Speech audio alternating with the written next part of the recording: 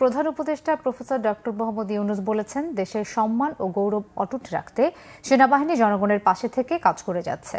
আধুনিক ও যুগোপযোগী প্রশিক্ষণের মাধ্যমে আভিযানিক দক্ষতা অর্জন করে দেশের সার্বভৌমত্ব রক্ষায় সর্বদা যুদ্ধের জন্য প্রস্তুত থাকতে বলেন সেনা সদস্যদের। রাজবাড়ীর কালুখালীতে সেনাবাহিনীর ম্যানুভার অনুশীলন সমাপনী বক্তব্যে প্রধান উপদেষ্টা এই মন্তব্য করেন। তিনি বলেন, আভিযানিক দক্ষতা, সাহসিকতা ও পেশাদারিত্ব অর্জনে সেনা সদস্যদের প্রশিক্ষণ বাস্তবসম্মত। রাজবাড়ী থেকে রিপোর্ট করছেন সিকান্দার রেমান, ছবি তুলেছেন জাহাঙ্গীর আলম।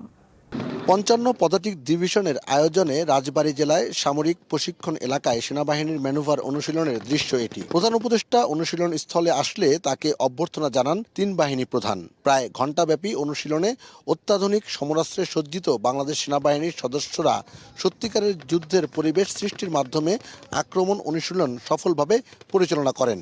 অনুশীলনে বাংলাদেশ সেনাবাহিনীর বিভিন্ন ধরনের অত্যাধুনিক ট্যাঙ্ক, এপিসি, গোলন্দাজ বাহিনীর কামান, পদাতিক, ইঞ্জিনিয়ার্স ও কমান্ডো সহ সব আর্ম এবং সার্ভিসেস অংশ নেয়। এছাড়াও মহড়ায় বাংলাদেশ বিমান বাহিনীর যুদ্ধবিমান, আর্মি এভিয়েশন বিমান, হেলিকপ্টার এবং প্যারা কমান্ডো অংশগ্রহণ করে।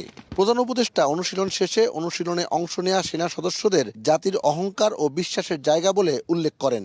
মহড়া থেকে বাস্তবের সৃষ্টি, প্রস্তুতি, যাতে প্রকৃত যুদ্ধে আমরা সফলভাবে বিজয়ী হয়ে আসতে পারি।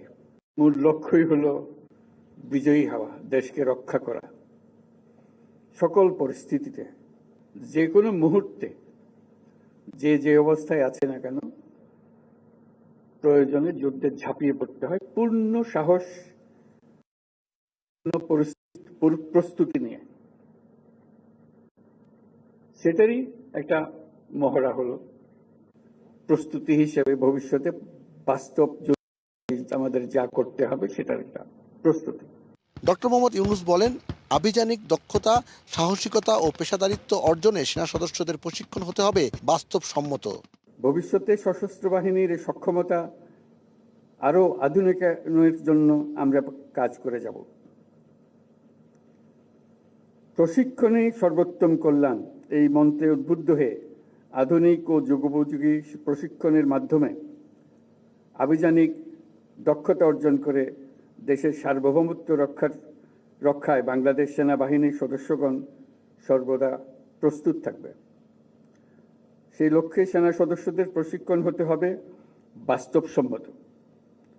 আমি নিশ্চিত বাংলাদেশ সেনাবাহিনীর প্রশিক্ষণের এই লক্ষ্যকে সামনে রেখেই এগিয়ে চলেছে। প্রধান উপদেষ্টা অনুশীলনে অংশগ্রহণকারী সেনা সদস্যদের দক্ষতা ও উঁচু মানের প্রশিক্ষণের প্রশংসা করেন।